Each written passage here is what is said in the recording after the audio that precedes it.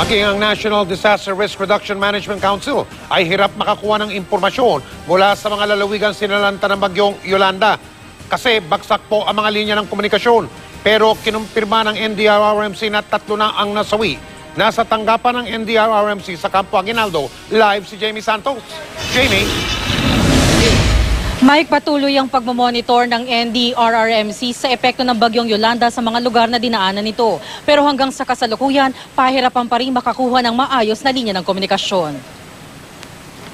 3 ang patay habang 7 ang sugatan sa pananalasa ng Super Typhoon Yolanda. Batay sa pinakahuling tala ng National Disaster Risk Reduction and Management Council o NDRRMC.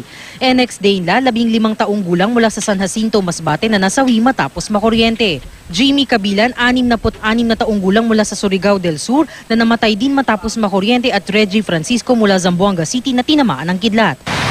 Dahil sa taglay na lakas ng bagyong Yolanda, umaabot na sa mahigit 700,000 individual ang naapektuhan nito, kung saan kabilang ang mga pinakamahirap na probinsya sa bansa sa mga niragasan ng bagyong Yolanda. Halos wala pang report na nakukuha ang NDRRMC mula sa mga lugar na dinaanan ni Yolanda dahil mula pasado alas 7 ng umaga kanina, bumagsak na ang komunikasyon sa malaking bahagi ng Visayas Region, kaya pahirapan ng ginagawang monitoring sa mga nasalanta ng bagyo. Maging sina Interior Secretary Mar Rojas at Defense Secretary Voltaire Gasmin na dumating sa Tacloban, Leyte kahapon, hindi pa rin makontak. Ayon kay NDRRMC Executive Director Eduardo Del Rosario, wala talaga silang kontak sa Samar, Leyte area. Meron ako nakausap doon with satellite phone. Pinapupunta ko siya sa location ni Secretary Gasmin and Secretary Mar Rojas.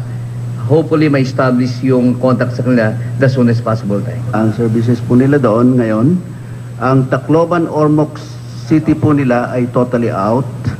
Yun hong mga repair crews ho nila, yung engineering crews nila ay on site. Sa Globe po naman, again, Samar, Leyte areas po ang heavily affected. 67 or around 80%, 67 cell sites so affected doon. Putol din ang supply ng kuryente, partikular sa Visayas Region na total blackout at ilang lugar sa Mindanao at Southern Luzon. Mula sa pagpasok ni Yolanda sa Guian, Samar, dinaanan nito ang Leyte, Northern Cebu, Bantayan Island at Iloilo. Dumaan din ito sa Capiz at Semirara Island sa Antique. Inaasahang dadaan din sa pagitan ng 6 to 7 p.m. sa ilalim ng San Jose Occidental Mindoro na ito. 7 to 8 p.m. nasa southwest of San Jose at 8 to 9 p.m. Busuaga, Palawan.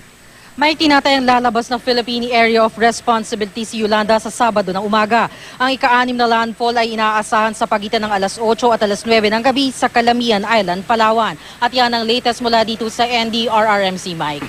Maraming salamat, Jamie Santos.